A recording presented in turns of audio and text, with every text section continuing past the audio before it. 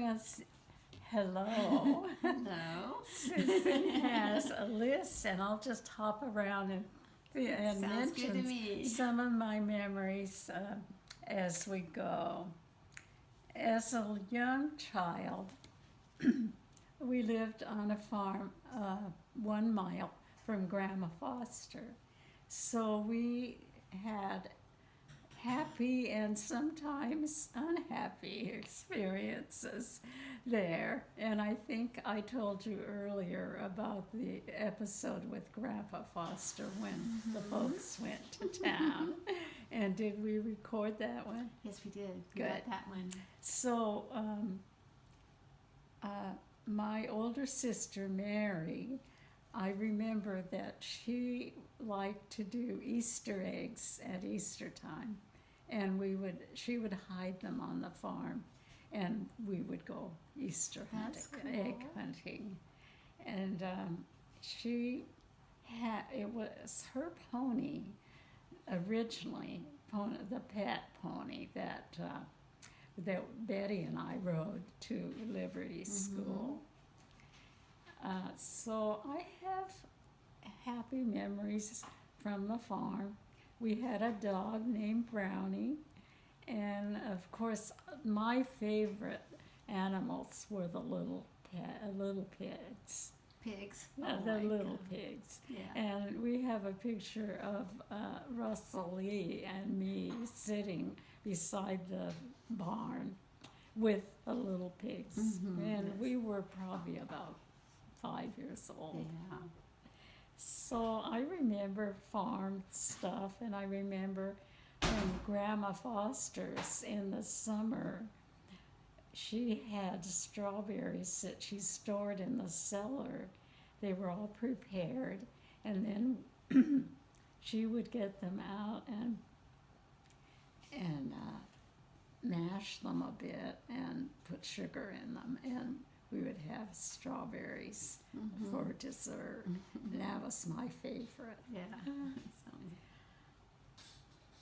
Oh, and then as teenagers, Betty and I were in 1 year together in junior high, and 2 years in college, in high school, and we were real buddies. And also, the family visited our family when we first came to California, and Betty and Roland stayed with us for most of the summer. And one particular incident I remember was Dad came home from work and put his check on the sewing machine, and the next time he went to get it, it wasn't there. Uh-oh. And that was total chaos. And eventually we found it, but Roland Dale was the culprit. And so we got through that chaos. And we had a fun summer with Roland and Betty. And it was when Ruth was just a baby. Oh, She was gee. born in May, and they came. they came in the summer. Betty and I were buddies all through those years, excepting for the time that she was in Oklahoma. And when Roger and I were courting, we were really active in a youth group that was called Quad Links. And the leader was Uncle Steve, Roger's Uncle Steve. Roger wasn't really in that group, but he came very often as a visitor. Right. And John was in that group, and Roger would take me to Curry's Ice Cream, but along with me came not John, because I don't think they were yet in California, Yeah. but he had 3 cousins and Betty and me to treat for ice cream after church on Sunday night. So that was an event. Mhm. I'm looking at the list to see what else I should describe. She says to describe a little bit about your parents. They, Dad attended Liberty School, and my mom was in about first or second grade initially, and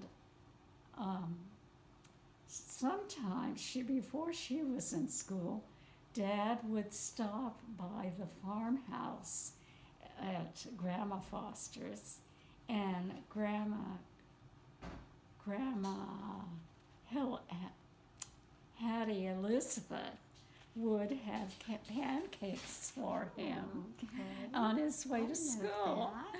And then, of course, one time in school, the boys were playing a trick on their teacher, and they put an alarm clock in the attic that would go off during class time. And while they were mounting it, because Mother was very curious, and she was much younger, she was probably in first or second grade.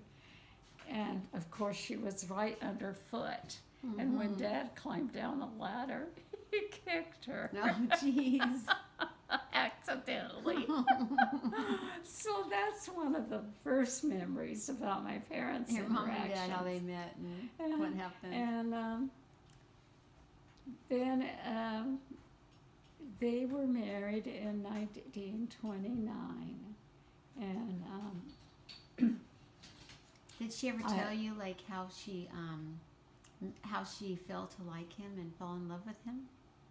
Did she ever talk to you about it? Not so much, but I know that he was loved by the family, and they had known him for a long time.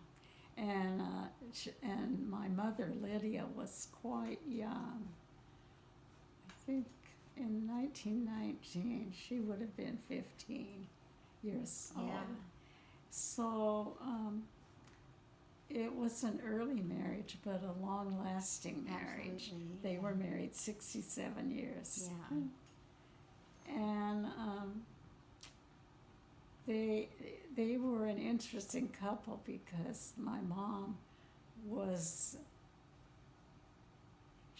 kind of a chatterbox, and Dad was quiet, accepting. He was always coming up with quirky, funny little jokes of his own making or puns, and so he could get her laughing on the drop of a hat, and that was a good thing. Yeah.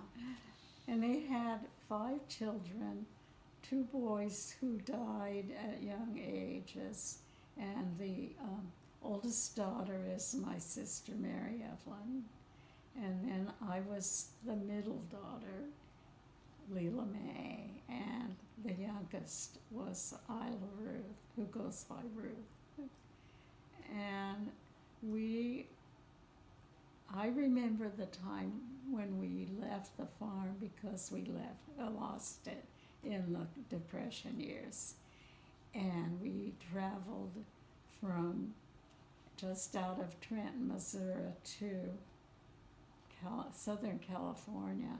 And it took us about a week, but we spent a couple days with his sister in Colorado Springs. Not his sister, but his aunt, Eva. And that was fun because we took a little outing, and I have a picture on that. When you left the farm, you left pretty much all the belongings that We were there? did, and Grandma Foster took charge of the sale, and we have a